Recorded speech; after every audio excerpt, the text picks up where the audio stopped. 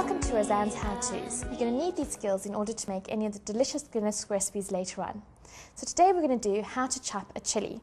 So just a couple of tips on how to get set up. What I normally do is keep a separate small chopping board for chopping chilies because the oil will actually permeate the chopping board and stain it. The second thing to do is to take a wet cloth, place it under your chopping board on your surface, and that will keep it nice and secure so that it doesn't slip and slide anywhere.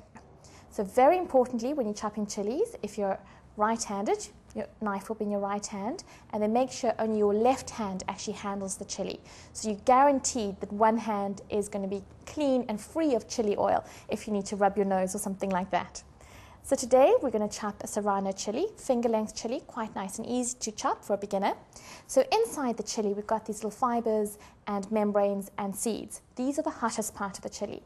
So if you like things hot, leave them in. I'm going to show you how to scrape them out today. So take off the stem end. Little serrated knife like this is handy because it works well for smooth skinned vegetables like chilies, tomatoes and peppers.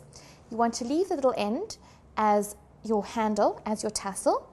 Slice down just to the top of the chili, and we're going to open it up. A little bit of chili surgery. And you'll notice here, my right hand is only using the knife, it's not touching the chili. Use your blade to scrape out all the membranes and the little seeds. Get them off your chopping board so that they don't end up in your little dish later on. Leave the handle intact and then make tiny little strips out of your chili. So you can use this knife, or if you want your strips even close together, a very sharp little utility knife or paring knife will do the job for you. I prefer very finely diced chili so that nobody gets a big lump of chili in their mouth. So here we go, you've got your little tassel ready to cut. So you can either carry on with your little knife, or what's a little bit quicker is your big chef's knife. So always lead with your knuckles, tuck your fingers in so that you don't have any accidents in the kitchen, and rock your blade. Don't lift it up completely from the chopping board. Rock your blade against the chilies. And you should have a nice finely chopped chili at this point. So the end bit, you just do this separately. That was your little handle.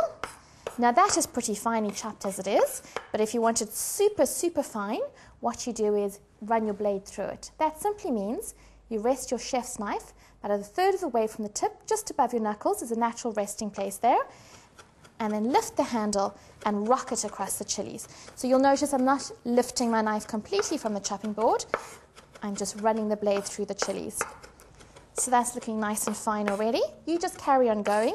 You could almost reduce it to a paste at this point with a good sharp knife. So when you're getting your ingredients prepared for your recipe, have lots of these little bowls ready so that you can have everything chopped, ready to go before you start cooking. So there's no faffing around.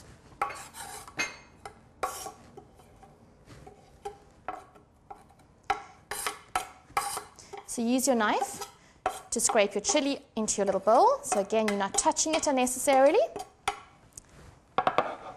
So your last step will be to wash your hands very, very well, and remember not to rub or touch your eyes. So now you know how to chop a chili properly.